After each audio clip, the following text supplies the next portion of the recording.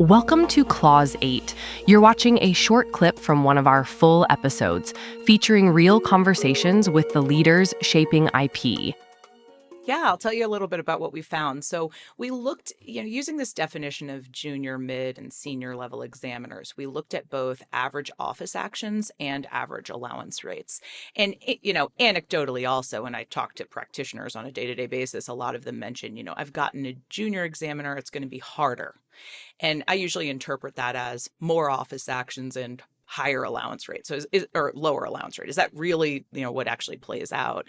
And when we look at the data, what we ended up finding was there's actually an interesting trend in average office actions where junior examiners tend to cluster between around 1.5 to 2.5 office actions on average, which is pretty standard. And I wouldn't say difficult, quote unquote, in the big scheme of things. While mid-level examiners actually hover closer to 2.5 to 3 office actions per application. And then more senior examiners come back down to 1.5 to 2.5. They kind of cluster in that average office action area. But when they exceed 750 applications, they become really senior. Then they're in the 1 to 2 office action category. And so they are actually the shortest or smallest number of office actions of the entire data set. So it has this sort of parabolic look in the data that you'll see when you look at some of the takeaways from this podcast. But I was actually surprised to see that the more junior examiners actually tend toward 1.5 to 2.5 office actions, which I wouldn't say is out of the ordinary. Clint, has that been your experience? Have you seen anything like that? You know what? I haven't noticed that. That's really interesting, though. I'll have to give some thought to that. Do you know that the average number of years of experience that the examiners in the mid-level range are, and how big of a range is it? They're in that 25th to 75th percentile of tenure. So it can range, but sort of in the whole data set, they're falling right in the middle.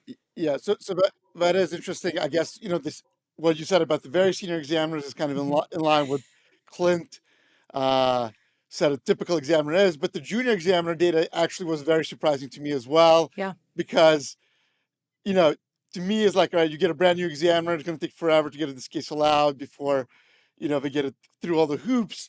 But that actually goes to another theory that I had on what we'll discuss is the supervisors are the one who have a big impact on whether junior examiners allow or not, because they're the ones that are supervising. Huh. And the theory that I had was, there's probably going to be huge variation between different art units in terms of how different junior examiners are doing based on who the supervisor is.